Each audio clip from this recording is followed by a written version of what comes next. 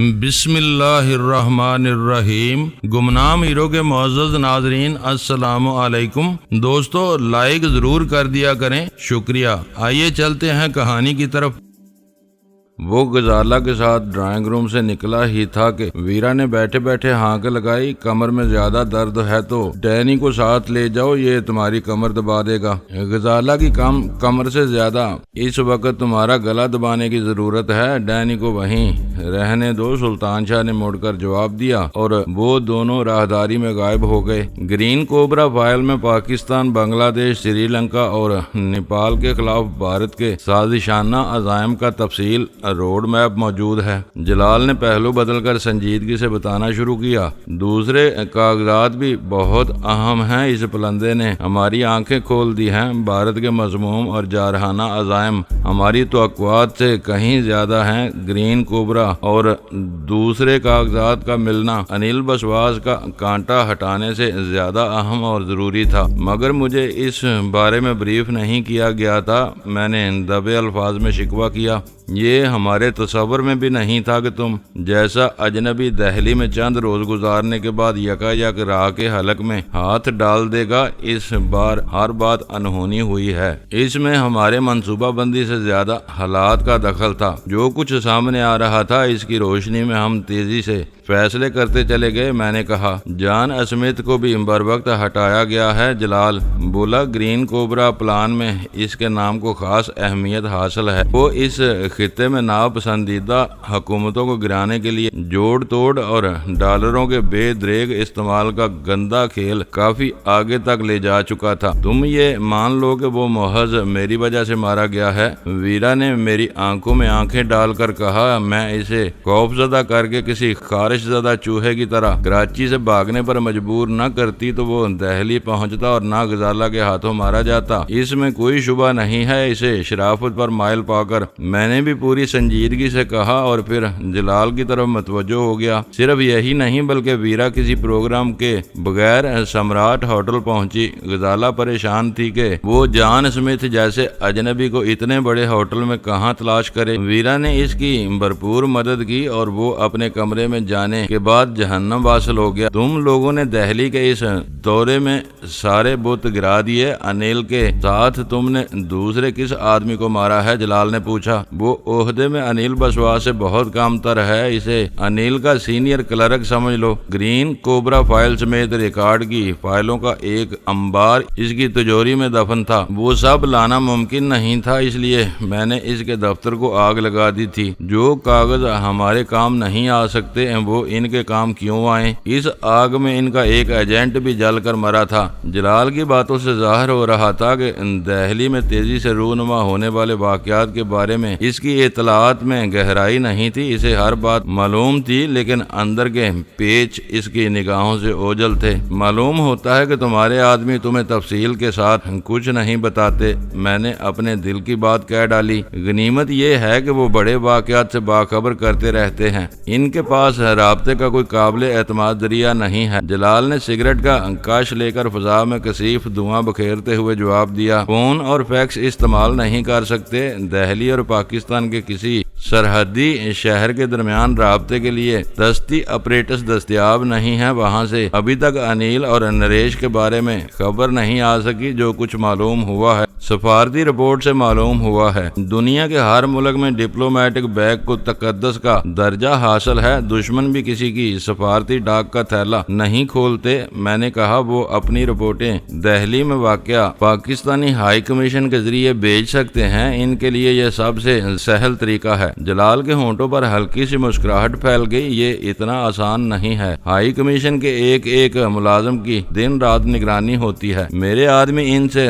دور رہتے ہیں، ورنہ وہ بھی بھارتی ایجنسیوں کی نظروں میں آ جائیں گے۔ مکمل رازداری کے ساتھ دہلی میں 3 برس گزارنا آسان کام نہیں ہے، یہ بہت بڑی مجبوری ہے۔ میں نے کہا، میری خواہش تھی کہ ہمیں وہاں سے پل پل کی خبریں ملتی رہیں۔ میں نے اپنی دانش میں اپنا کام پورا کر لیا۔ جب تک ان کا رد رد عمل سامنے نہیں آئے گا یہ پتہ نہیں چل سکے گا کہ ہم کہاں تک کامیاب رہے ہیں۔ ذرا صبر سے کام لو، پچھلی رات کو تم نے انہیں مارا، صبح ان کی لاشیں دریافت ہوئیں، ابھی 24 گھنٹے بھی نہیں گزرے اور وہ تمہاری تلاش میں نکل پڑے ہیں۔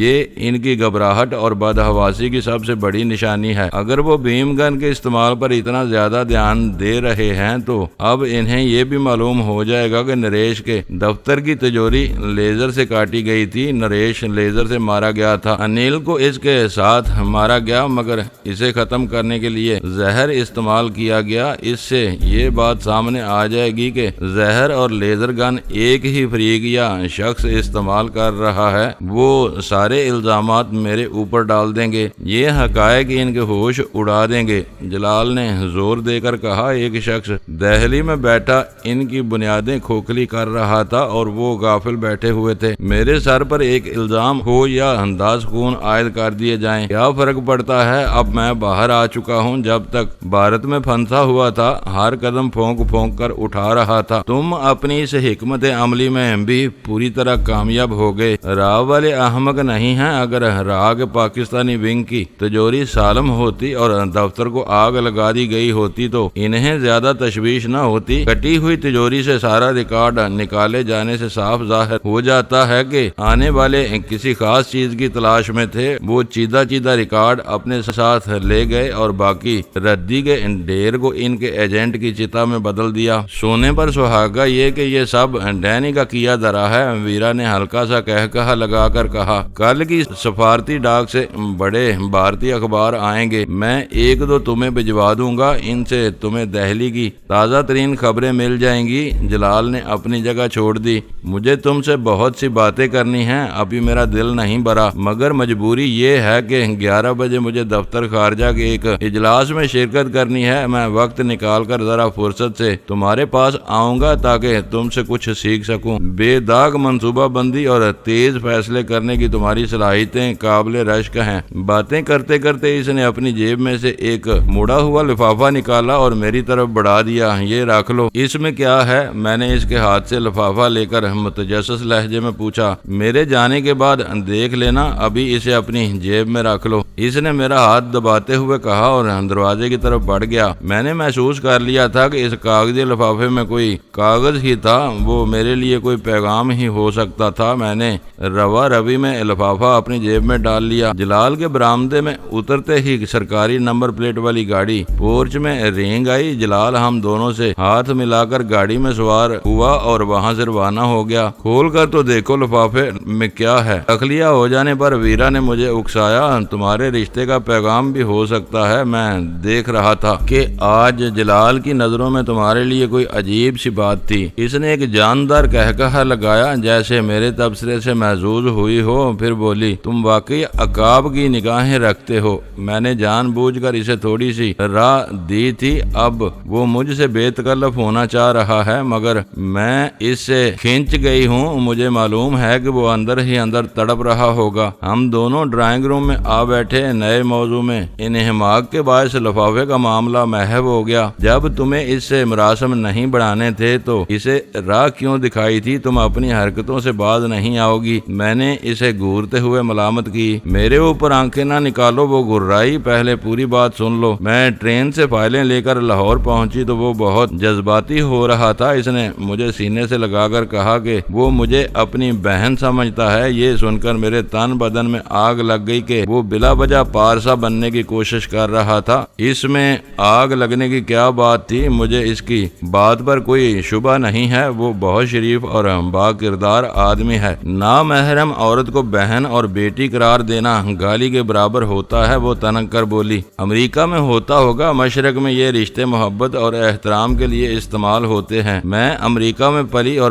بڑی ہوں۔ تم کو یہ موٹی سی بات سمجھ لینی چاہیے کہ جب تم کسی خوبصورت عورت یا لڑکی لڑکی کو بہن کہتے ہو تو اسے یہ جتانے کی کوشش کرتے ہو کہ تم اسے اپنی محبوبہ بنانے کے قابل نہیں سمجھتے۔ مجھے جلال کی یہی بات بری لگی تھی۔ سبحان اللہ، کیا انوکھی منطق ہے تمہاری۔ میں نے زہریلے لہجے میں کہا، یہ اس کا قصور نہیں بلکہ تمہارے دماغ کا گند ہے۔ ہوا کرے مجھے اس کی پرواہ نہیں ہے، میں یہ بتا رہی تھی کہ میں نے اسی وقت اسے سلگانے کا ارادہ کر لیا تھا۔ تمہیں معلوم ہے کہ میں کسی کو ستانے کا ارادہ کر لیتی ہوں تو کس حد تک جا سکتی ہوں۔ میں کراچی جانے کے بجائے یہیں جم کر بیٹھی ہوئی ہوں۔ اس سے جڑ کر بیٹھتی رہی، بات کرتی تو اس پر اتنا جھک جاتی کہ بیچارہ اپنے چہرے پر آنے والے میرے گرم گرم سانسوں سے پریشان ہو جاتا۔ جو ہی وہ پگھلا میں انجان بن گئی۔ اب اس کی ہمت نہیں ہوتی کہ کس طرح میرے قریب آئے، اسے سلگا کر مجھے سچی خوشی حاصل ہوتی ہے۔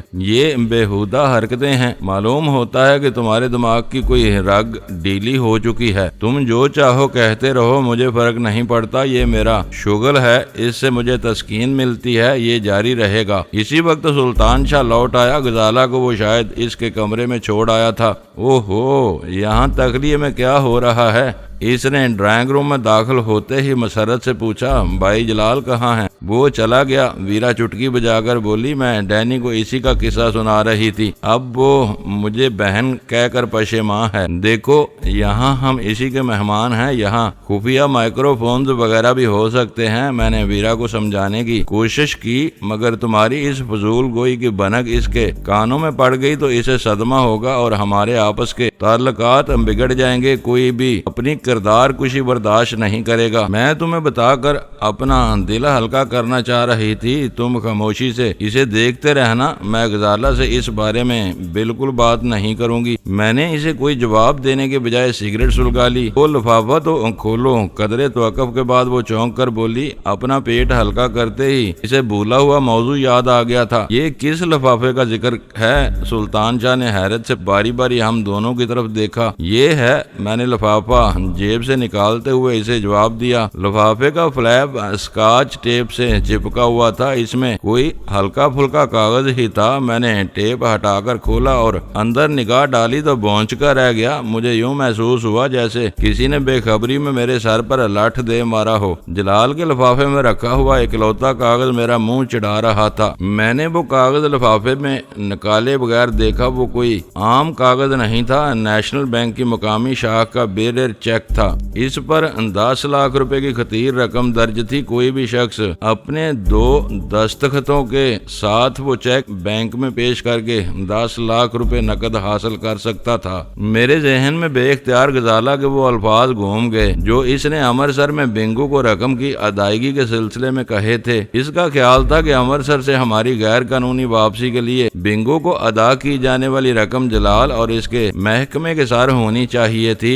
غزالہ اپنی عملی زندگی میں بہت فراخ دل اور بے پرواہ تھی۔ امرتسر میں پتہ نہیں کیوں وہ چھوٹی بات اس کے ذہن میں آ گئی تھی۔ اس کے خود غرضانہ خیال سے اتفاق نہیں کیا تھا اور حساب کتاب کرنے کا کوئی موہوم ترین خیال بھی اپنے ذہن میں لائے بغیر بنگو کو 15,000 روپے اپنے پاس سے ادا کر دیے تھے۔ دوسری طرف وہ چیزیں جلال کی نظروں سے اوجھل نہیں تھیں۔ اسے معلوم تھا کہ ہم آئی بی کی کسی مالی اعانت کے بغیر قومی مفاد میں مقاصد میں اس کے محکمے کی اعانت کر رہے تھے اور اس مد میں ہونے والے تمام اخراجات خود برداشت کر رہے تھے۔ اس نے شاید بھارت کے سفر میں ہونے والے ہمارے باری اخراجات اور خدمات کے صلے میں خطیر رقم کا وہ چیک مجھے دیا تھا، مگر مجھے یوں محسوس ہوا جیسے اس نے میرے منہ پر تھپڑ دے مارا ہو۔ میں اپنے دل کی گہرائیوں سے سچا پاکستانی تھا۔ میرے پاس جو کچھ بھی تھا اسی ملک کے طفیل تھا۔ اگر میں اس ملک کی بقا اور سلامتی کے تحفظ کے لیے اپنی ساری جمع پونجی کے ساتھ اپنی جان بھی داؤ پر لگا دیتا تو اپنی زمین اور مٹی کا قرض ادا نہیں کر سکتا تھا۔ وہ سراسر میرا اور